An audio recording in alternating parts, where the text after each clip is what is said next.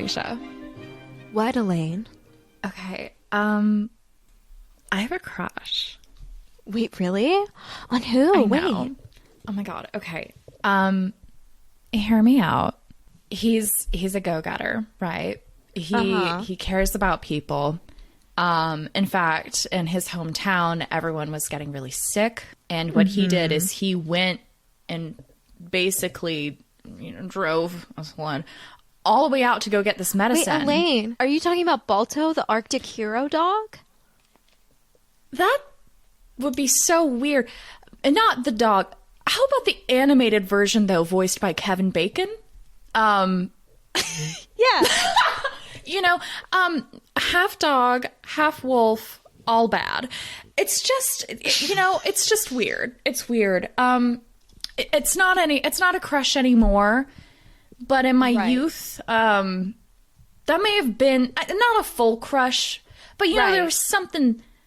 It's hard. And you know what?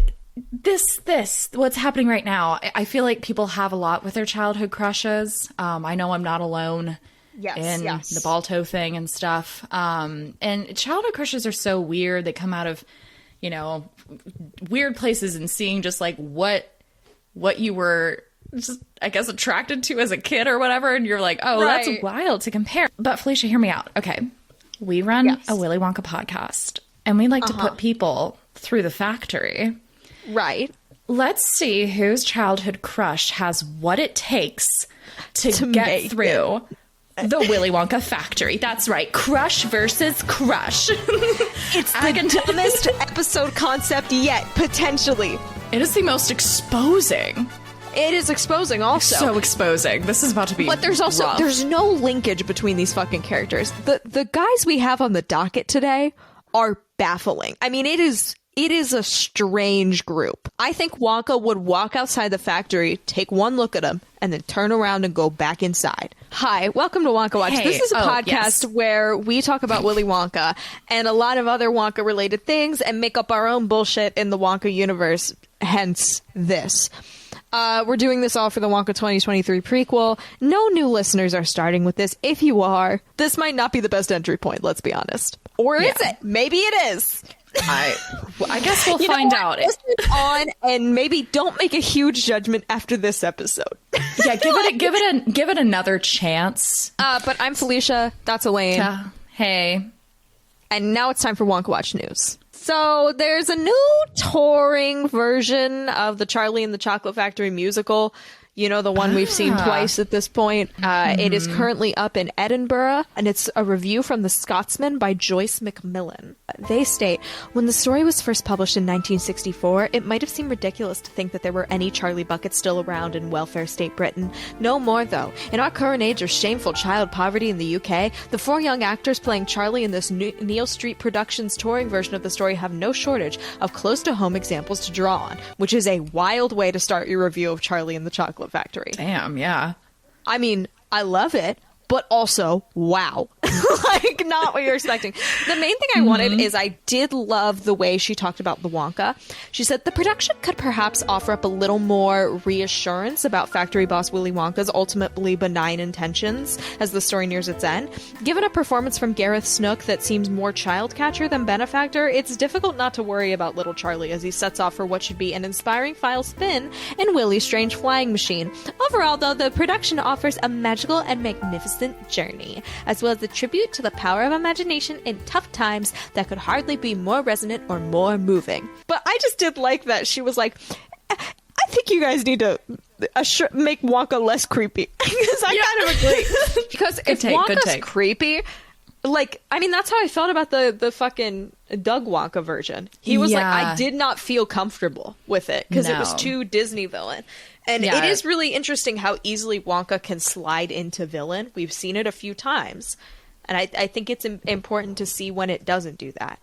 I don't know. I didn't have much more complex thoughts than that. That was kind of all we have. It's still really fucking slow, guys. It was almost middle school production week. When I'm finally reporting on a middle school production, things are getting bad. Things are getting really bad. I've gotten really fucking close, guys. Actually, I've almost done it a few times, but the problem is none of the articles are interesting or funny enough. They're all just basically saying the show is happening. And I'm like, okay, well, give me at least an interview with a child. Come on. And I don't want to clown on a kid also. So it's like, yeah, fair.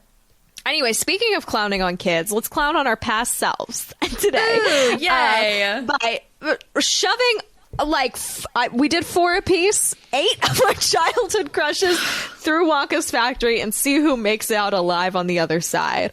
This process was painful. We were both texting each other back and forth being like, oh my God. It was genuinely difficult to pick them out. And I was struggling to find people who were funny.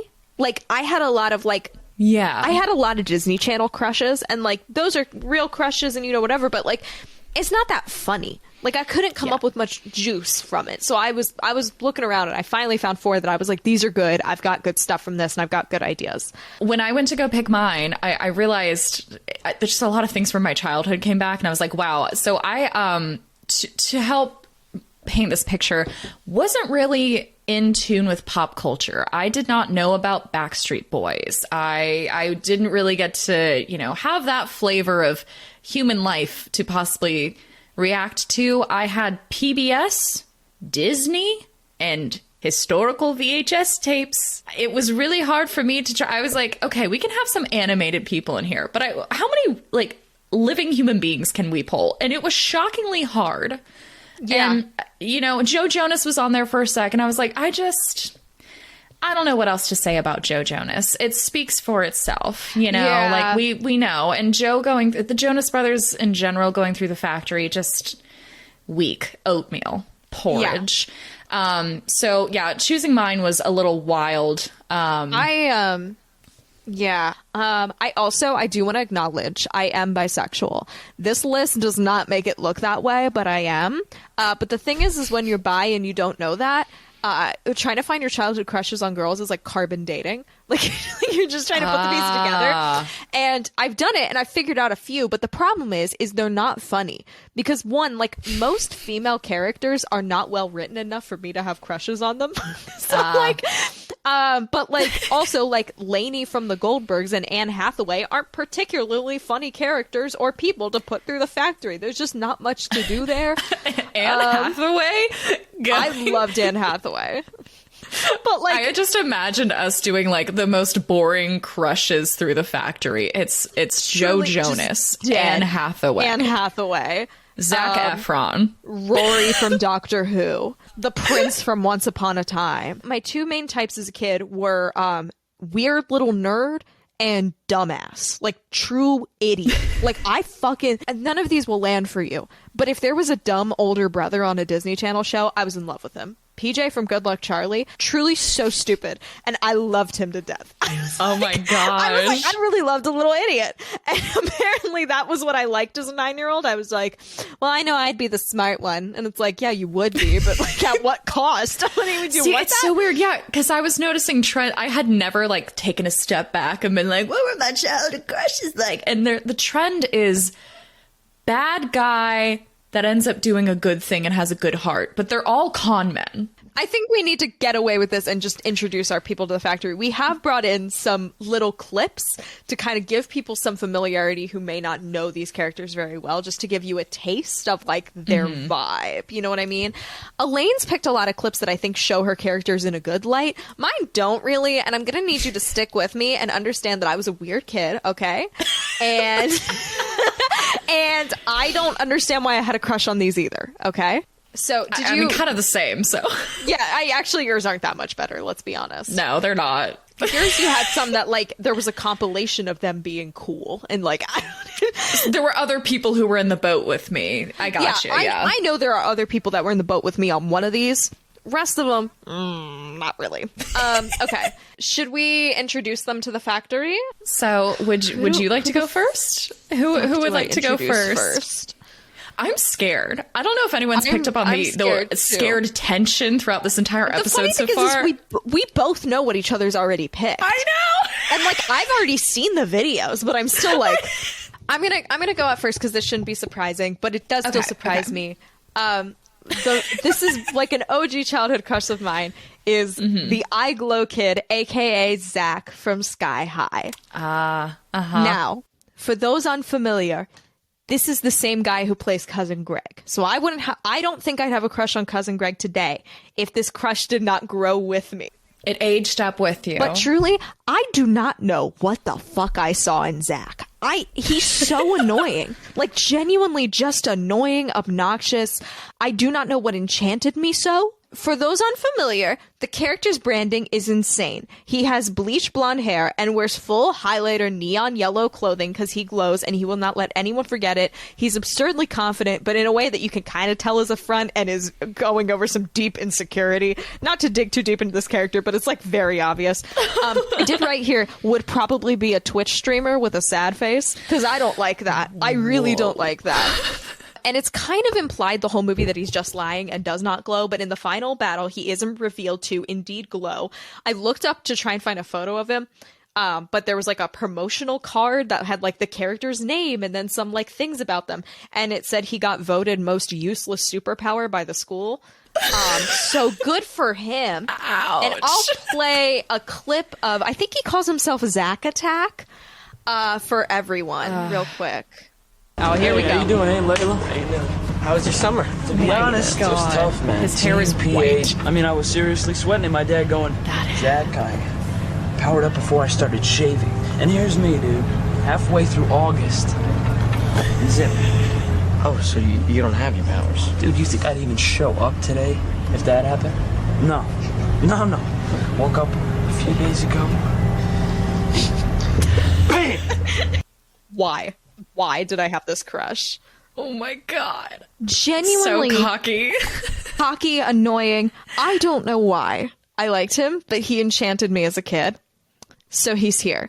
And I think he goes up, he immediately upon entering the factory, he introduces himself to Wonka, and before Wonka even acknowledges him, he goes up immediately, is like, what up, it's me, Zackinator, or something, some bullshit like that.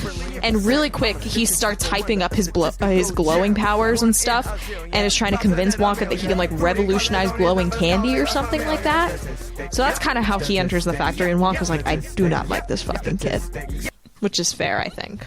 That's amazing. Ew. It's just wild. It's a weird one. It's an outlier. It's not one of those where like you look back and be like, oh yeah, that kind of set up my taste now. Like I can see how my taste as a kid has developed. This one, no. I don't know what was going on with me, truly. Why I liked Zach from Sky High so much. I think maybe I thought he was funny, but weird. I don't know, man. Following this entrance, a very distinguished, rich gentleman wearing a crisp suit and a hat walks forward. This ticket was to Sir Albert Robert, who won it, and it was well known that he won it. And Sir Albert Robert walks up to Wonka and he goes, oh, good day. Great to see you. So excited to see the factory. And is just really aggressively shaking Wonka's hand.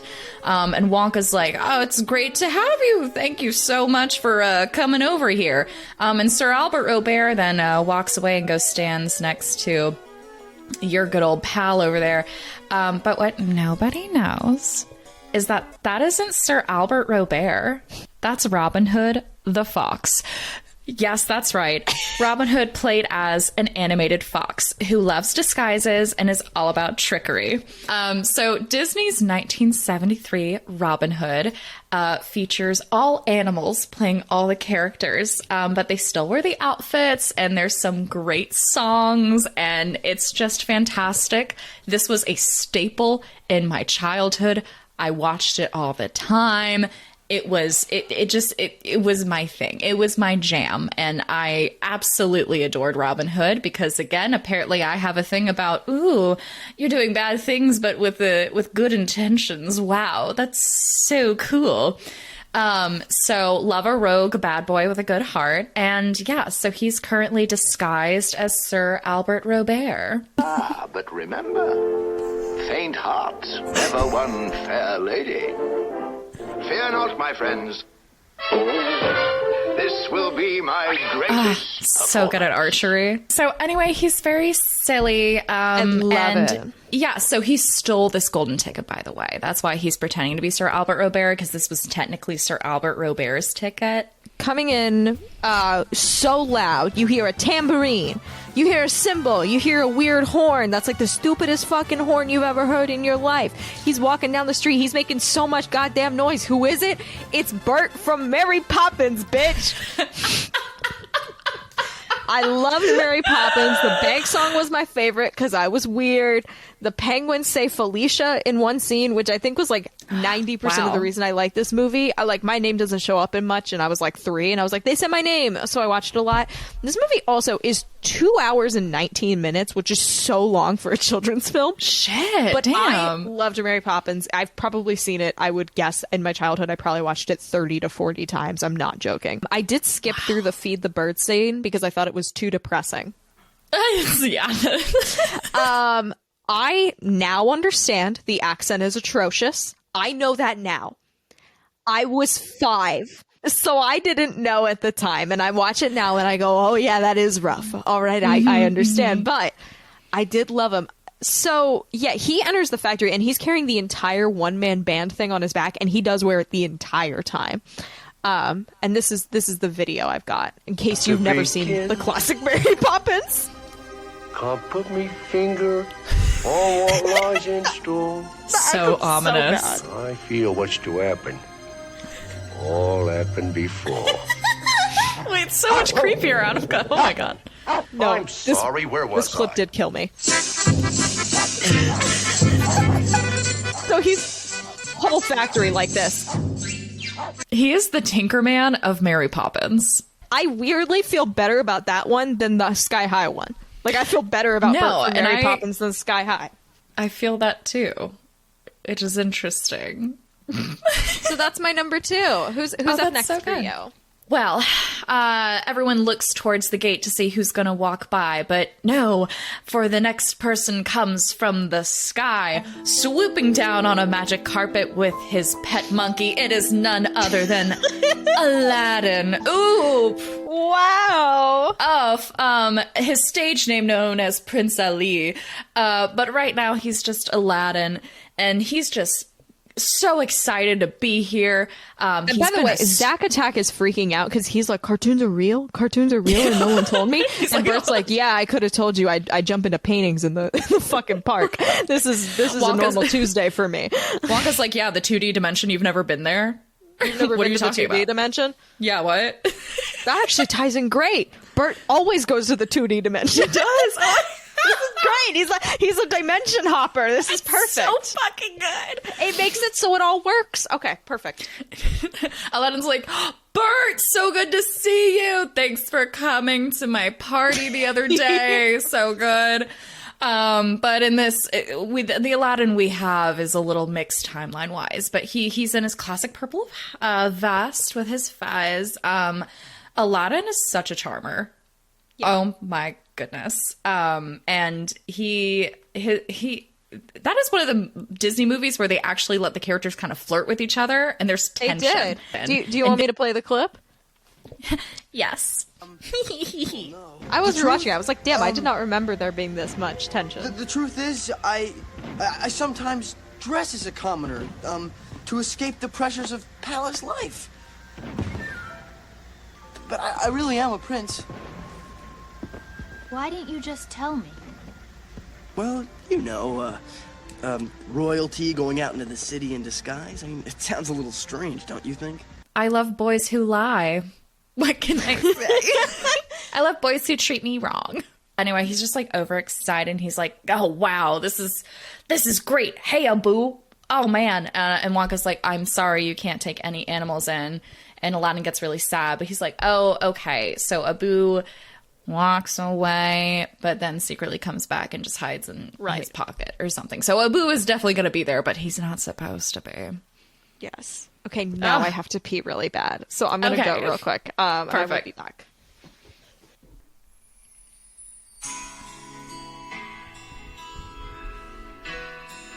Yeah.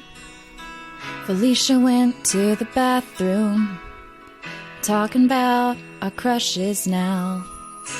Aladdin's on a magic carpet, Wow, what Robin if I walk is back a to? little fox. Jack, Zack, Attack, I forgot his name. Thought he was a boy named with a J. And ooh, all the loves of our life, they're going to the Wonka factory. Chocolate is so sweet. I feel like I can't interrupt this. Guys might be, oh, our childhood crush. Crushing our reputation. People think we might be unhinged, and that's okay. It's the truth. We have a Wonka podcast. Ooh, half of mine are animated man. Woo. Felicia's crushes are uncommon. But we love who we love, and now we've grown. We see where we've been. We see who we've known, and I feel that's like I'm the watching like a truth Disney of Channel this. commercial break music video. Talking about our childhood crushes. Wow. That was amazing. That was great to walk back in on. Oh, amazing. Thank you. Not It was supposed often to you happen. go to take a piss and you walk back and your friend's making a whole damn music video. Not often, but sometimes. Was it supposed to happen all while I was peeing, but you got too into It it? took me a while. You're going to have a great Liberty Mutual commercial to listen to leading up to this. Me finding an instrumental and realizing, no, they're singing, and me going, it was a journey. There were a couple It was times. great. All right. Okay, Aladdin Who's is next here. for me? Who's next? I guess coming around from kind of a similar place, but not the 2D world, the 2.5/3D world. He's not a human. Well, I mean, he is a human, but he's an animated human. It's Alfredo Linguini from Ratatouille. Now, I forgot about this one. yeah. This one, while a little embarrassing, is the one that I can tie most closely to my type now. This one, I can go, this one makes sense. Do you know what I mean? Mm-hmm. I still kind of see it. I do. Yeah. I also loved his apartment in the movie, so I don't know if that was part of it. Great interior design. And Alfredo Linguini comes up to the factory, and he's real fucking awkward about it. Does not introduce himself well, but he is wearing a top hat. Oh, It's a little out of character. It doesn't really match his outfit, but he is wearing a top hat. A top hat. Interesting. Big hat choice. How is my mother? Renata. Yes, Renata. How is she? Good. Well, not good. She's been better. I mean... I get it. She died. Oh, I'm sorry. Well, don't be. She believed in heaven, so she's covered. You know, afterlife-wise. Painfully That awkward. entire interaction. I loved him. I get it. Loved him. But you know what? Of the list, weirdly, that's the one I feel the most. I stand by that one the most, I think. All right, who's up next for you? I should have brought a fan. My goodness. Okay. So. Walking up the gate. Just a brisk walk.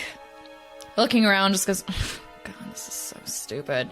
He goes, Mr. Wonka? Mr. Wonka, is that you? He suddenly changes immediately to very charming, charismatic. He's like, Mr. Wonka, is that you? And Willie is like, yes, it's me. Hello, and we're glad to have you. And Dimitri from Anastasia shakes Willy Wonka's hand.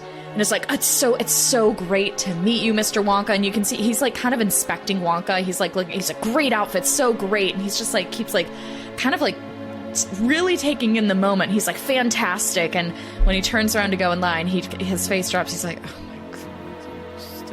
But then he's also like, this will be a piece of cake.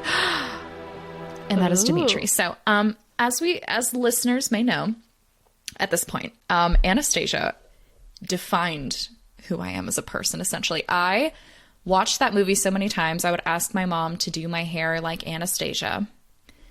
Okay. I had there was a classic VHS recording of a Christmas when I got all the like figures from this movie, and I like screamed. I lost my mind.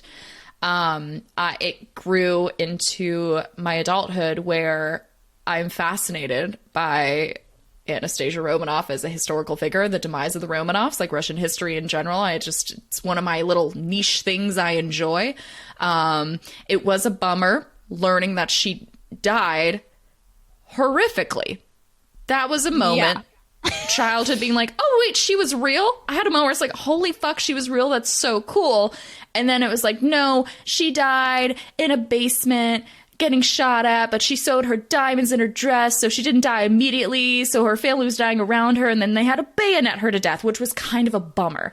But the animated movie doesn't follow history. In this version, Anastasia tries to escape the Soviets, but she falls off a train. Yes, it has a train, and the trains are a very vital part of the story, and we love trains on this podcast for some reason. We do love a train. We love a good choo-choo. A diesel. And so she forgets who she is. She grows up in an orphanage, and then she leaves, and her whole goal is she wants to go find her family, and all she has is this necklace that says "Together in Paris Forever." So her goal is to go to Paris. Meanwhile, a con man named Dmitri is trying to find someone to be an Anastasia imposter because her grandmama, who did successfully escape, is offering a huge monetary reward for anyone who brings her granddaughter back to her. And so Dmitri's like, get an imposter, show it to the grandma. She goes, thank you, here's all your money. And then I've made mad bank. So he's all about it. He just accidentally ends up finding the real Anastasia, but whatever. Anyway, so he is very pragmatic. He's sarcastic. He is clever, as you have to be a con man. He very much is in the know of things, and he's on the run a lot. So I don't think he's above stealing. He does have some moral grounds, but he's very interested in finding people as imposters that he could profit off of. He is looking for the profit, which will be a very interesting thing for him as he goes through the factory. So that's my Dmitri. And I loved him, obviously. And what's funny to me is Dmitri was voiced by John Cusack. And so as an adult, I was listening to John Cusack movies. I was watching them too. But listen, I both watched and listened at the same time. But I was like, why am I like instantly into John Cusack? Wow, this is fine. You know, like he was like a rom-com guy. But then when I learned that John Cusack voiced Dmitri, I was like, holy shit. And Meg Ryan voiced Anastasia. That was a wild thing to learn as an adult. There's so many, when your world is twisted upside down. But I also have a crush on John Cusack because of Dmitri, because of Anastasia. That is how affected I am with this. It's like the Cousin Greg effect. The Cousin Greg effect, yes. Beautiful. Better on you. You should wear it. I am wearing it. Oh, right, of course. It was a nightmare. It's all right. Oh. You're safe now. Oh, charming. Oh my god. The nightmare scene is so cute. Oh, anyway, Dimitri's here. It's cash. It's whatever. I love it. So Wonka, he looks up from his clipboard. He's like, okay, well, the next person who's supposed to arrive isn't here. He like pulls down his sunglasses, like squints a little bit. He's like, are they coming? And my person's late. So we're jumping forward in time. The person who Elaine is about to say has already arrived. And actually, everyone's already like gone into the factory at this point because they gave up. But an hour and a half late, you hear the rushing engine of a white van. That makes it sound scarier than it is. It's not like that.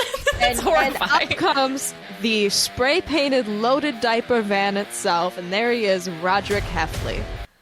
Elaine, do you have any familiarity with Roderick Heffley? No, none at all. Roderick Heffley is like an icon for people my age. I don't know how much, but like he's the one that if you look up Roderick Heffley, you will find compilations of every scene he's in these movies. He's from the Diary of a Wimpy Kid series of films, 3 movies. Okay.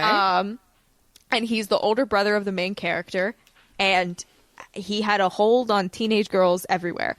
Older brothers were always hot. But this is the thing. The explosion of Roderick Heffley fan content did not happen when the movies came out in 2010, 2011. It came out in like 2016, 2017, where the people who watched it as kids went back to watch it for nostalgia and went, hold on, Roderick's kind of hot.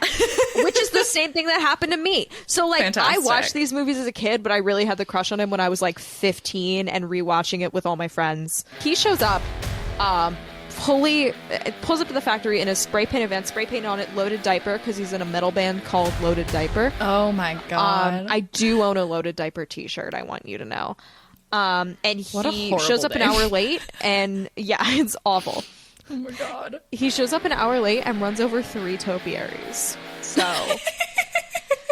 the first clip, I need to give you a bit of reference because I couldn't get the full clip to really make sense. So in one of the 3 films, Roderick throws a party at his parents' house that he was instructed not to throw. They clean everything up and it looks great, but then the dad goes to show a friend some photos on the TV. And what's this but a photo of Roderick at the party? Also, Diary of a Wimpy Kid was based on a series of books that I also read as a kid. These movies are genuinely pretty decent. I've rewatched them. They're pretty good, honestly. Oh, nice. Also, fun fact, the guy who made Diary of a Wimpy Kid is also the guy who made Pop Tropica, which we will be covering shortly. Whoa. So it's all fucking connected, man. It's like my turf. Anyway, so that's what you need to know before starting this clip, which is very short, but we'll give you a taste of this character. Okay. Roderick, can you explain what you're doing in this photo? That's not me. That's not you? So that's the Roderick Heffley energy. I also have this clip, which I will go a little bit forward. Oh, wow. So they did make him do Baby by Justin Bieber.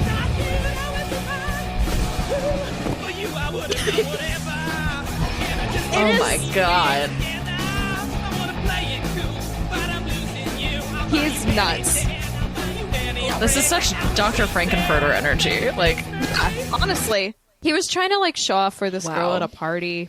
He was just like douchey older brother. There's also another scene where his mom finds a porn magazine he has, and she brings it to him, and she's like, "Did you think this would make you cool? Did it make you cooler at school?" And he goes, "Yeah." and then she says, "I want you to apologize to all women." And then he goes, "Sorry, women." And I think about it.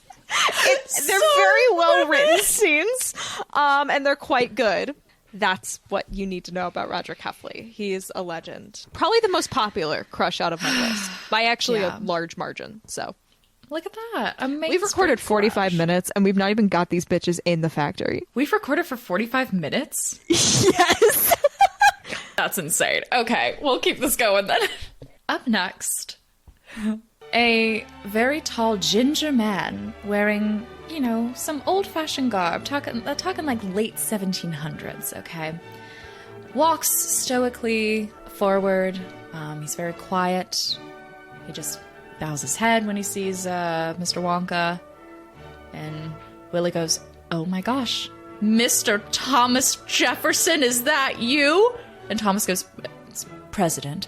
But Thomas Jefferson, specifically from the musical movie 1776. When Elaine said this to me first, she didn't make that clarification, and I was like, what the fuck are you talking about? Well, so that's where it started. Okay, and but then I looked back on my life, and every opportunity, like when I had a choice for book reports, I did 3 book reports on Thomas Jefferson. This is embarrassing. And then last year I went to Colonial Williamsburg, and there was a Thomas Jefferson impersonator.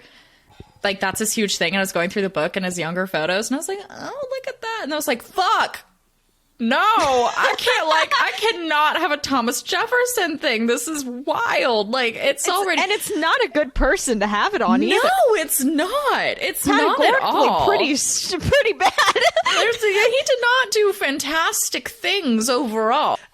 Anyway, Thomas Jefferson from the 1776 musical, which features John Adams, who also is the actor who plays Mr. Feeney in Boy Meets World. It is fantastic. It is wild. That musical, again, was a VHS tape in my childhood that we just had on hand, and we played it a lot. And I was like, man, this guy is smart. He's quiet, and what a good looker he is. So we now officially have Thomas Jefferson in... I love it. Let's play this audio clip, because it did kind of kill me. Mr. Adams, leave me alone! Mr. Jefferson. Mr. Adams, I beg of you. I've not seen my wife these past 6 months. And we solemnly declare that we will preserve our liberties, being with one mind resolved to die free men rather than to live slaves. Thomas Jefferson, on the necessity of taking up arms, 1775, magnificent. Well, there we go. That was mostly John Adams at the end there. But you know what? I don't not see it. I think that whole scene the most is about embarrassing part about that is just that you have to say you had a crush on Thomas Jefferson from 1776. It's but rough. besides that, like, what's worse, Balto or Thomas Jefferson? I have been exposed. I have exposed myself. But we have all our guys. We have all our bachelor contestants to see who will win not only Willy Wonka's factory, but who is the true love of our lives, who will be at the end. Who is our 7-year-old? Our 7-year-old selves. So man. I'm going to say first, we've talked about how Zach introduced himself to Wonka. Wonka immediately is like, I gotta get rid of this fucking kid. He's so goddamn annoying. Before they even go anywhere. Like, they are in, like, the first entry room of the factory. He's like, hey, Zach, I have something you might be interested in. Check this out. And he leads him to a room, and he's like, there's actually a secret club hidden in the factory. You know what, Zach? They're missing a disco ball. It's your time to shine. Like, you can go and light up the whole club. It'll be so exciting if you go just past this door. And Zach's like, hell yeah, man. I always love to help the people. And Wonka shoves him in a supply closet and locks the door. Oh my god. So Zach's done. Zach's done just like that. That fits. Zach what is his out. What was his superpower again? It's that he glows. So right. Okay, so he could glow in the closet, but that's about it. Yeah. That's fantastic. R.I.P. My first up. Yeah. So everyone's like, oh, thank God Zach is gone. Like, everyone is breathing a sigh of relief. They don't all fully know each other, but, like, they did all have a uniting moment when they were like, we all hate this guy, right? I fucking hate Zach, yeah. Like, we hate this guy, right? So, we hate this 12-year-old, this 14-year-old who's on the tour with us. So, Sir Albert Robert, a.k.a. Robin Hood, once they all enter the factory and Zach has now been shoved in a closet, Robin, Sir Albert Robert, says, oh, excuse me, I need to go to the loo if you don't mind. You can show me your facilities. And so he goes to the bathroom, but what he really does is on his way there, he kidnaps an Oompa Loompa, steals their uniform, and now he's undercover as an Oompa Loompa. Disguised as an Oompa Loompa, Robin charms his way through the staff room, despite being taller and furrier than every other Oompa Loompa. No one notices. He's just so good at disguises. No one notices he's a fox because he once was in an archery competition where he pretended to be a stork, and he'd open his little beak and he'd still have his little fox mouth in it. Yeah. But nobody could tell it wasn't a stork. So he's so good at it. He's an Oompa Loompa. And he goes around because he knows what's going on. He pre-planned before he got here. And he goes and he finds the room he's been seeking. And it is the vault, holding all of Wonka's riches. He easily cracks the code and upon entering sees giant sacks of gold coins. Ooh da lolly. He whistles and out of nowhere an arrow tied to a rope shoots into the vault and it sticks into the wall. Robin pulls out his bow from where no one knows, but he has it on him, and he takes the arrow, loops it around, and he shoots it back. So now we have like a pulley system ready to go. And Robin starts picking up these sacks of coins. He's tying it to the rope, and they're pulling it out of the factory. Once he's cleared the vault, Robin walks out of the room, makes his way back through the factory gates, and then changes his disguise, so now he looks like an old man. He hops out a window and maneuvers himself onto the street. Nobody notices this old man. He just calmly goes about his day, and he follows that rope that is going across town, but no one's looked up to notice. But it's very obvious, like, people are shooting bows and arrows in the circa 1960s, 70s. You know, it's fine. So he follows the rope up to a clock tower where his merry gang await him with the sacks of gold. They cheer, they say fuck you to Prince John, the phony king of England. And as Robin goes to cheekily bite into the gold coin to be like, it's real gold, my friends, it gives way. And it turns out the coins are chocolate. Oh my god, that's They're all so good. chocolate coins.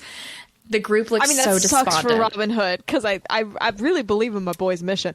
But I love me a chocolate coin. That's one of my favorites. Edible money, please. I almost choked to death as a child swallowing a penny. No one was there and no one could help me. I just had to like... I feel like I've had whiplash from the way you're... Yeah, sorry. That just like came to me. I was like, wow, there was a time I genuinely looked at a penny and I thought, what if I swallowed this? What would that be like? And I choked. What? I was alone in my brother's room, spat it out, and I was like, I will never share this. At you. No, it's horrible. It's really fucking stupid. Like, I was like, I could have died because I swallowed a penny just because I was like, what would that be like? I remember it so vividly. That's one of my first core memories. I've laughed at the podcast is about choking on a penny as a child. I've choked on a penny as a kid. Anyway, wow. That's why I like chocolate coins. It just is like, oh, I can move past this. Sure. I can move past this trauma. Anyway, so the group looks so despondent because everyone's impoverished. They were like, this could have saved us. But Robin Hood, he just laughs. He goes, my dear friends, we all recall what our goal is at the end of the day. I rob the rich to feed the poor. And look, we have food. And so they all rejoice and they begin to feast on the chocolate coins. But since they're all animals, within hours, the majority of them are dead. And thus ends Robin Hood's run in the factory. He had a goal. He did it. Yeah. Got his stuff. And so people moved on again. And no one's questioned it at this point for a little bit. I'm sure at some point they'll be like, where's Sir Albert Robert? And then the real Sir Albert Robert will be like, where is my ticket? But for now, it's just a hoodwink has been done. That sucks. I wish they didn't die. Yeah, well, they should have known better than eating chocolate, you know. Alrighty. In the back of the crowd, we're getting into like the chocolate room at this point. And Wonka's showing everybody around. Alfredo Linguini, he's like checking on his top hat. He's like, hey buddy, you okay up there? Because of course, who is in the top hat but Remy the Rat? Linguini was worried his chocolate making skills would be put to the test, and since he has a weird little rat chef who's able to control him, he puts it to use. He thought the top hat would be less obvious than the chef's hat because it's like a Wonka thing, you know, it'd be like something different and everyone knows about his whole chef thing. So like he's like, maybe if I put on a top hat, they'll think it's just me like fitting with the vibe. Unfortunately, the top hat fabric is not as thin as the fabric of a chef's hat, which is causing some visibility issues for Remy. So he can't really see much of anything, and they're walking through the chocolate room and Remy just yanks a little bit too hard on one side and boop, Alfredo's in the chocolate river.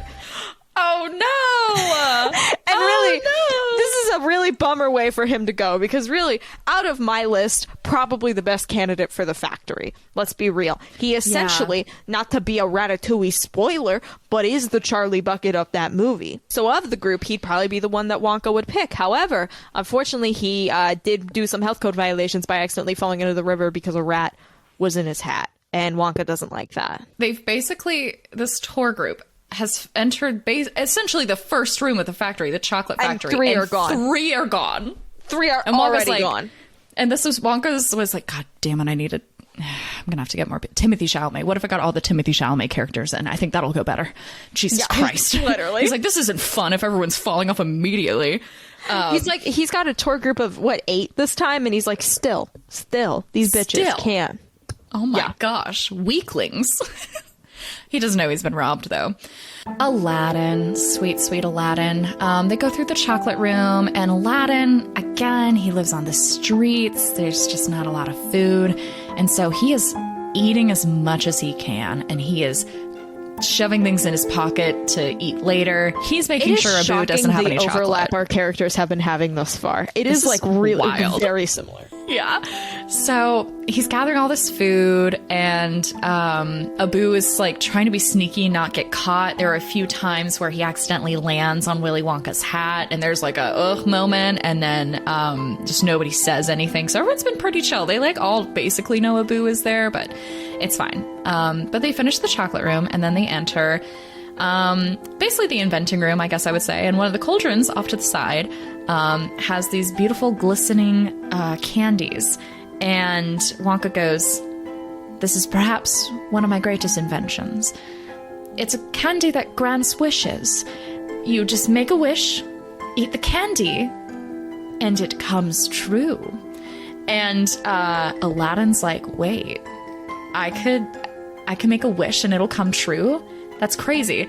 And Wonka's like, no one can try it, though. We're still, there have been some mishaps. It doesn't always get the wish right. You have to make sure you're wording things correctly. And obviously there could be heinous consequences if this falls into the wrong hands. So nobody touch it, but just know that I made it. And that makes me fantastic. And they move on. And Aladdin's like, Wonka's right. I shouldn't do this. And so he moves on, but that pesky little monkey, Abu, has a bad moral compass. Abu grabs the candy and he whispers a little thing and then he eats it. And he turns into Aladdin. So now there's two Aladdins. Oh. Aladdin turns around and there's Abu Aladdin, Abudin, I don't know, Abu. Abu Aladdin? Abu Aladdin? Abu Aladdin. Aladdin. Aladdin's so frustrated. He's like, what did you do? No, you have to fix this. And so Aladdin goes and gets a wish candy. And right before he eats it, though, because again, Aladdin can easily be swayed to the dark side. He's like, okay, wait. You can't be me. But if you want to be me, there's one distinctive feature that I've always wanted that you don't have, but I could have. Nipples. And so Aladdin this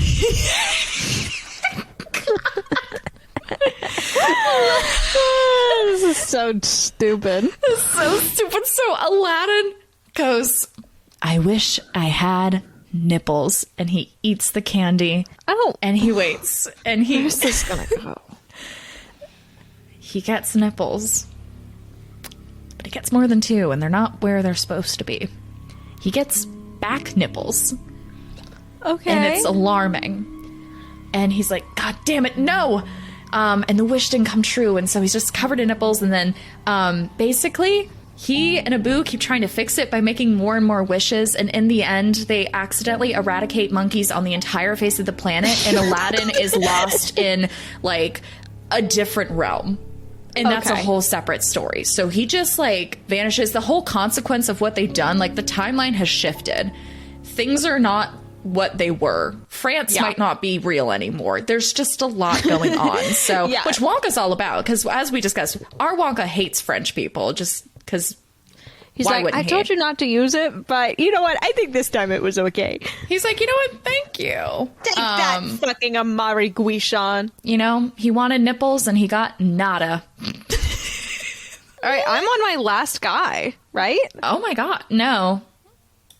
No, I'm not. I forgot. I skipped one. I skipped one. You're right. I skipped one. Okay, so Roderick Heffley... he is barely paying attention on this tour. Like, truly just... Like, he's basically essentially, like, he'll walk to something and then just, like, knock it over just for shits and giggles, you know what I mean? Mm-hmm. And at one point, he just, like... He realizes Wonka isn't really paying attention to him either, so he just starts walking around the factory completely on his own, and he just starts eating random shit. Just, like, anything he finds, he's like, yeah, I'll fucking take it. And he gets away pretty scot-free in comparison, but he does eat the toffee that makes your hair grow and ends up with hair down to his knees. Okay. Ooh. Okay. So he comes back to rejoin the group after like an hour. And Wonka's like, hello, Roderick. Keeps going on the tour. But then he's like, Roderick, can you come over here for a second? He pulls an iPad or something out. And has Roderick, and he shows him the security footage of him eating the toffee. And he says, can you explain this? And Roderick says, that's not me. And Wonka says, your hair's grown 4 feet. This is clearly you. And he's like, that's not me. I've never done that. And he swiftly gets escorted out of the factory and billed for the damaged topiaries. Goddamn. So bye, Roderick. No sympathy for you. Fuck off, bitch. We've made it through. Says. We've made it through 2 rooms. Yeah, literally. Literally. Oh my God. This factory tour has lasted 25 horrible, chaotic minutes. It's like something where it feels like it lasted I feel like days. Wonka brought this upon himself when he shoved Zack Attack in a supply closet and locked him in there. Yeah, that was sort of the tone setter. I think Roderick was like, that's gonna be me. So he just fucking was like, I'm gonna go explore. He was like, I made the wrong casting here. These are not anybody that should be. Yeah. They self-destruct so easily. I didn't even have to plan it. I don't even want these people. I don't He's like God, them. where's my chocolate martini? I need a chocolate cigar. Good God. Where's my red kimono? Give it to me. They don't deserve me at my business professional. Okay, well, down to our last two. Thomas Jefferson. He's been quiet this whole time. So when they went into the factory and were away from the prying eyes of the reporter, Willy Wonka immediately pulls out a $2 bill, which Thomas Jefferson is featured on, and immediately asks Thomas to sign it. He's kind of a fangirl. That makes sense. He sees a lot of him. Willy Wonka sees a lot of himself in Thomas Jefferson. Tall, handsome, has political clout. It's basically everything Wonka has wanted, and now he sees it in someone else. He is a little threatened, but, you know, overall, he's just he's actually delighted Thomas Jefferson is there. Now, Thomas Jefferson, on the other hand, has begrudgingly come to the factory. He would rather be at home, curled up by the fire, playing his violin. He's a quiet soul. He doesn't really like having to interact a lot and talk a lot and do a lot. So him being president has been, like, you know, a really, like, big, like, Brené Brown dare to lead moment for him. He's really, like, you know, dealing with his shame and moving forward. So, like, he's getting there. And, you know, he was in France for a long time. Wonka doesn't fully remember that, but Thomas Jefferson spent like a whole decade in France. He was the ambassador. So awkward. Super awkward.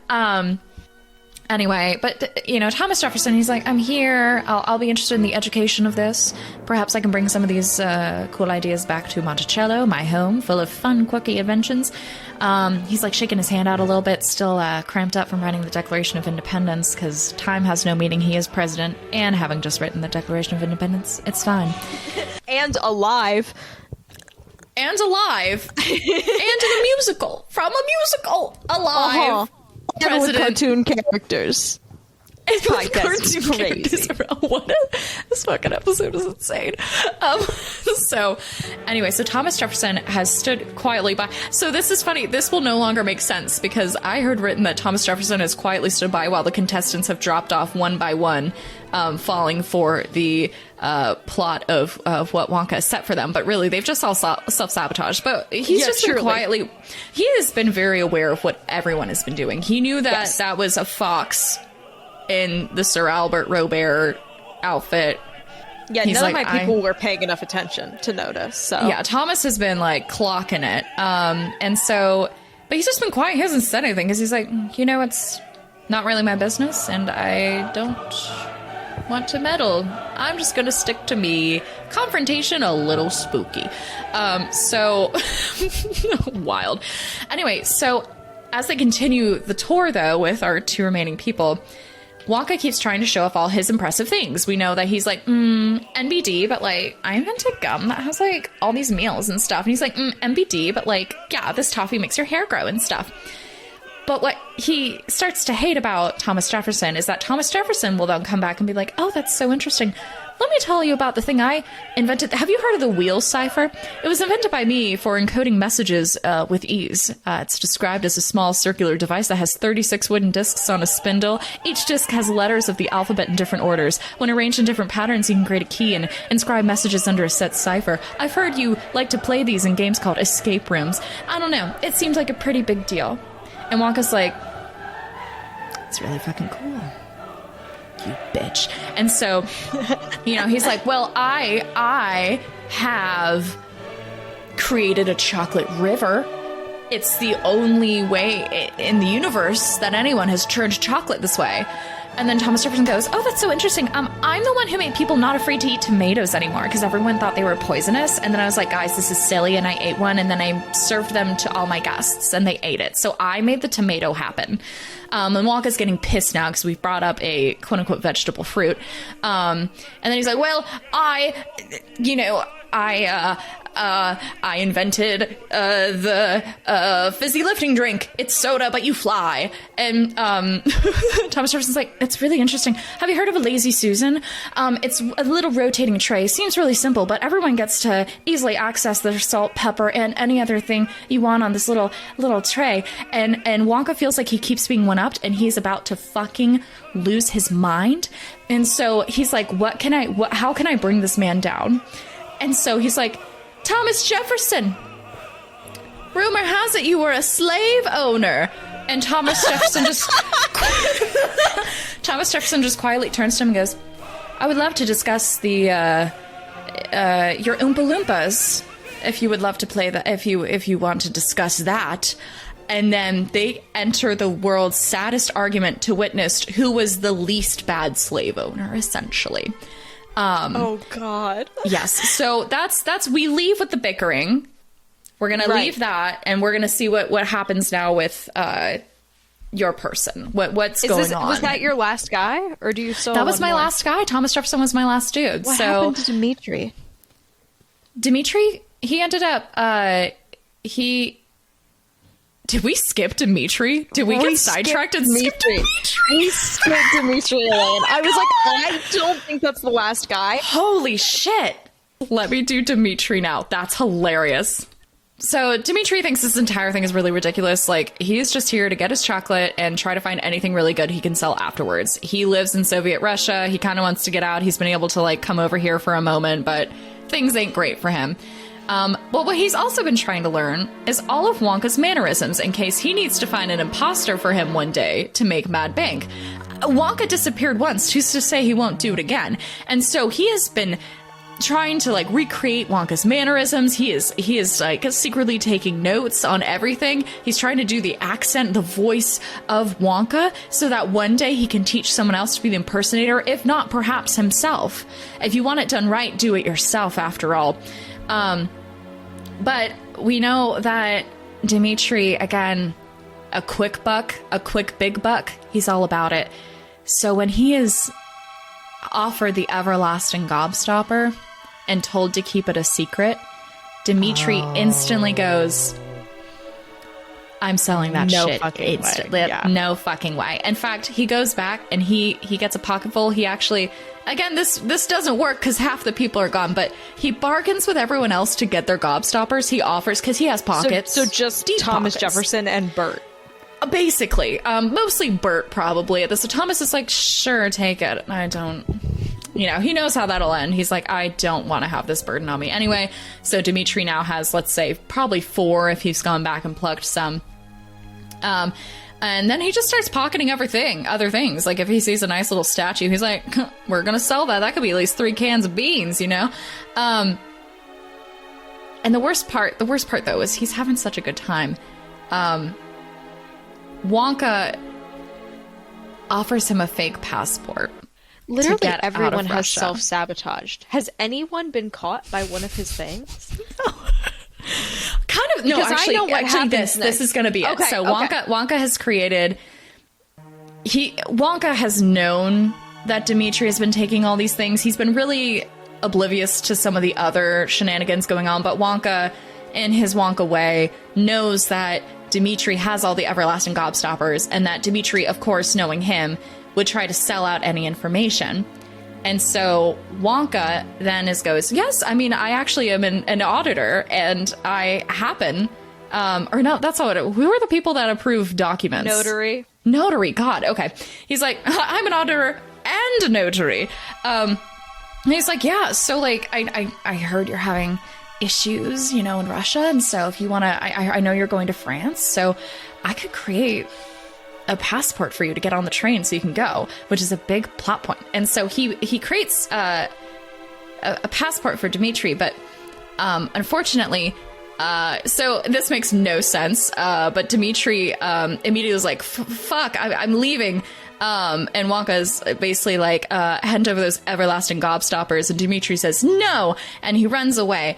And when he goes back to Russia to try to cross the border, the passports where the ink was made out of that weird glue sugar things, and it starts to melt. And his passport was candy, and he has to jump out of the train and go on a perilous journey to France, hoping to find an imposter back to Anastasia, because he's like, well, if I can't have Wonka, I'll go back to Anastasia. Maybe they can do both. I don't know. And thus ends Dimitri's run in the factory. Wow. Yeah. I mean, still arguably self-sabotage. Mostly. Yeah. So considering that self-sabotage, this one isn't not that, let's be honest. Whoopsies. So last guy we haven't covered is Bert from Mary Poppins. Now Bert lives in a pretty fucking magical world. So all of this is not that big of a deal for him. Like, he's like, this is kind of cool, but honestly, it's all old hat. He's seen this shit before. He can jump through goddamn paintings. And the laughing guy, that whole scene is the same as the fizzy lifting drinks. Do you know the laughing scene?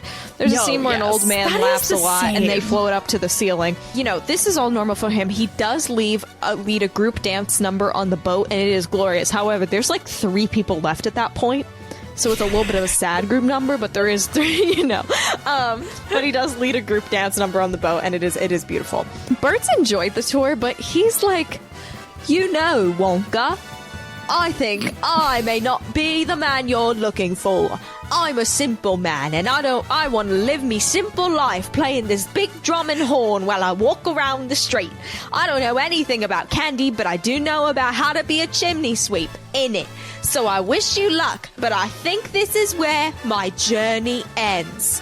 And just as he says that, we hear something fall to the ground. Wonka looks down. It's some screws. Then from the ceiling, a grate to the docks high above the factory drops, lands on Bert's head, and knocks him out cold.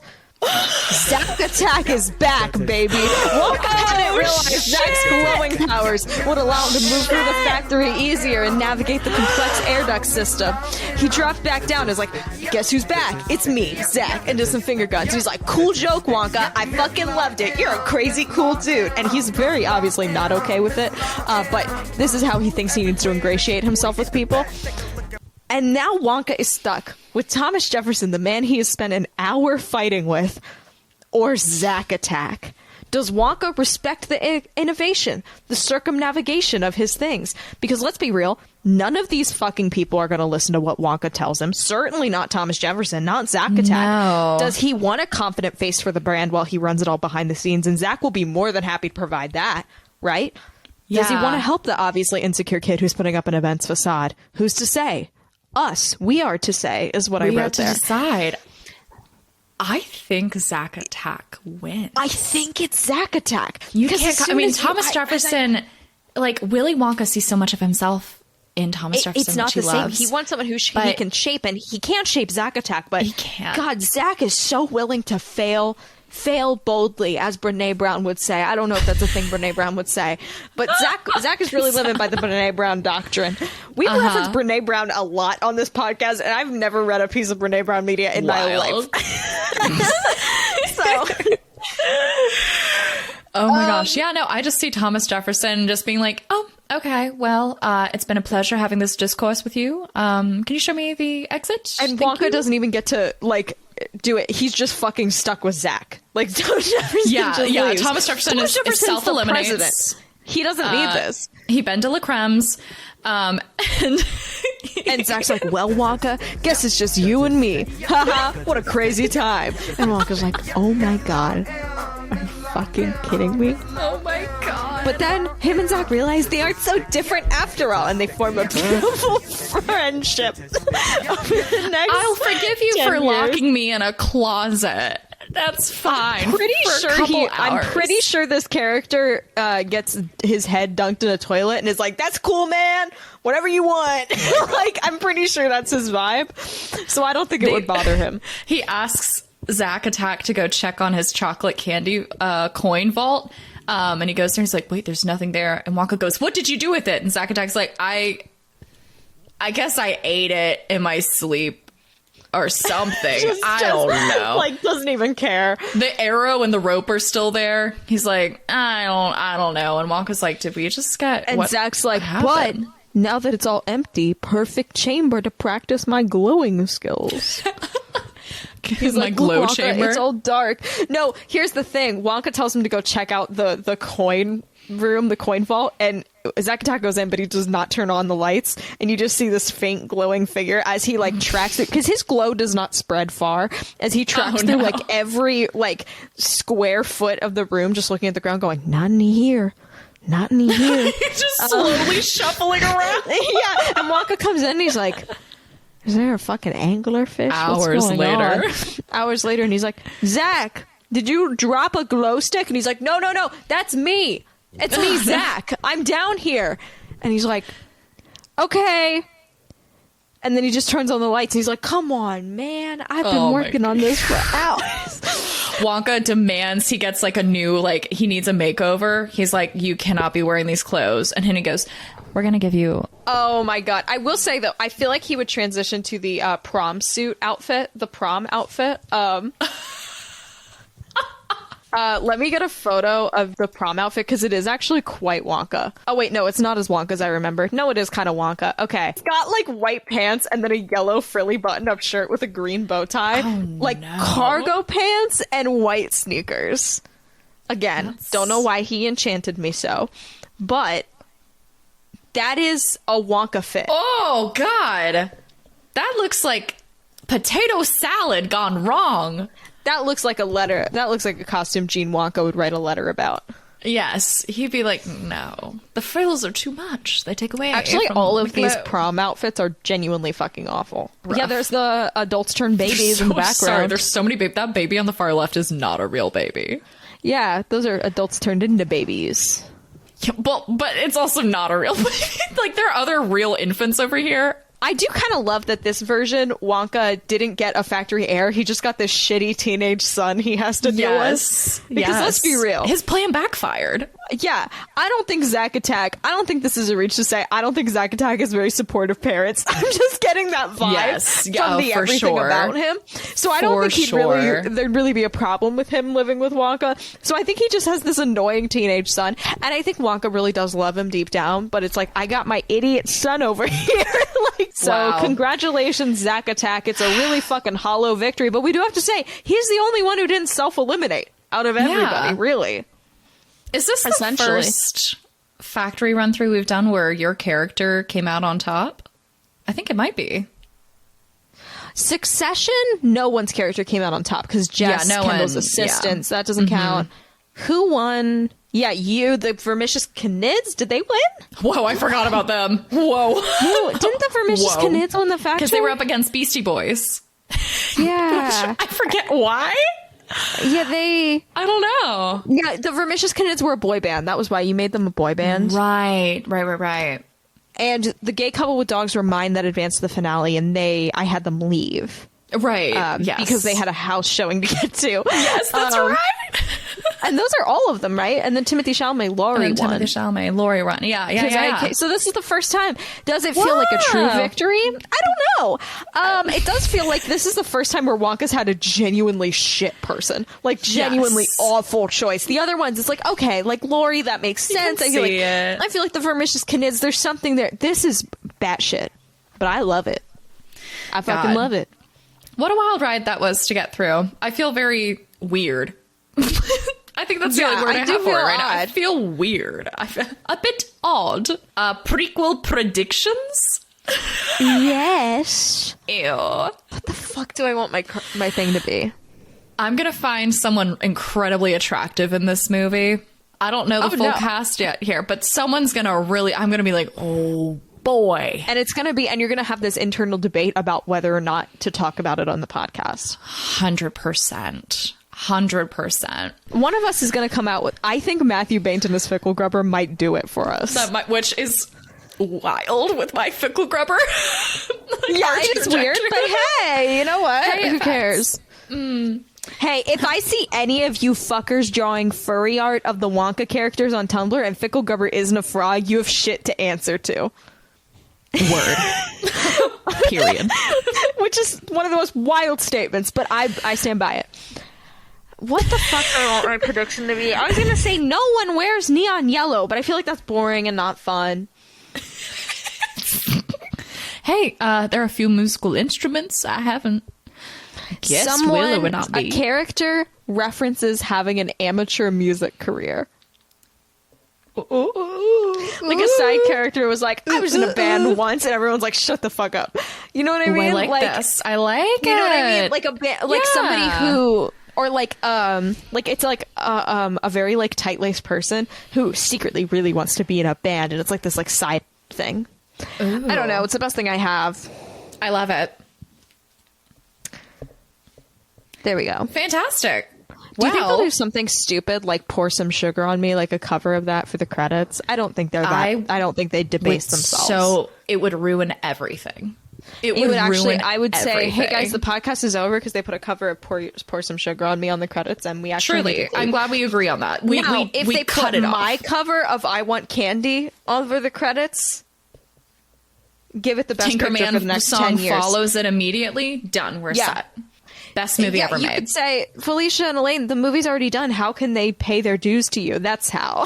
That's how. I expect a simple upload licensing button. email in my inbox next week. Thank you. WonkaRapture@gmail.com. Warner Brothers. Hit us for up. you. Please don't be listeting to this episode. Please don't let this be the please- episode where you're like, please maybe we don't. should Please- find out. Please don't. Please don't. Please We have say the this be very one Warner end. Brothers. Yeah, please no. Jesus Christ. Well, thank you everybody for listening to this episode of Wonka Watch. We hope you enjoyed. If you really enjoyed it and you want to follow us, you can do so on Instagram and TikTok at Wonka Watch. If you want to email us, you can do so at wonkarapture@gmail.com. And if you want to support the podcast, go on over to buymeacoffee.com/Wonka Watch. We just put up our commentary track of Tom and Jerry Wonka for our members, and it's fucking nuts. Genuinely, I think we lost our minds. We had a grand old time. Genuinely, That might be one of my favorite things we've done. I enjoyed watching it because it was life changing, I guess. It's unhinged. Honestly, you could try listening to it without watching the movie, and I feel like it could possibly stand on its own, but still be talking about it wild. We'll definitely reference some things that don't make sense, but I mean, our sheer anger and joy, joyful anger. We should come through. Very explicit, though. Very explicit. Very explicit. I don't know what got into us. Which is so wild. But if you join our membership over on buymeacoffee.com, you can also you get a little song when you join. And we have 2 little songs to do today. And I think maybe you give them each a little section of this number. I feel like makes the most sense. I can do verse, chorus. Yes. I can do I just described a song. Yeah. Verse, so chorus. we have Evelyn and So are our 2 people this week. So Evelyn is the fantastic person who provided our Scott Frank. They said they were glad we enjoyed it. And So said Willy Wonka is their special interest and that they're glad we're making new content. And I am glad we are able to provide. Wow, that makes me very happy. As a fellow special interest haver, I am honored. I'm going to do something linked to the episode. And you know what? I think it's okay if it's not copyrighted because... Parody? You know what? It's parody. And no one's listening to... This podcast is not that big of a deal. True, it's very unimportant. You'll know. Oh, no. Oh, no. I hate you. Evelyn, you know... I'm so excited that you listened to the podcast and you gave us Scott Frank. Oh, that really was cranking up the volume on our podcast. It was so cool. And so, hey, what's up? Thank you for listening to It Makes Us Happy. And we're super excited to have you. I like your Wonka interest. I'm glad we filled that void. We are a little sad, but hey, I'm glad it brings you joy. Wonka, Wonka scholars. Ooh, you're our Wonka, Wonka scholars. Ooh, oh, Wonka, Wonka scholars. Ooh, Evelyn, and So you are great, great. You're wow. Amazing. I loved it so much. Whoa, whoa, whoa, whoa, whoa. I've never sang a Justin Bieber song. Well, there you go. And I never did because that was our own parody original. It was all a dream. It was all a dream.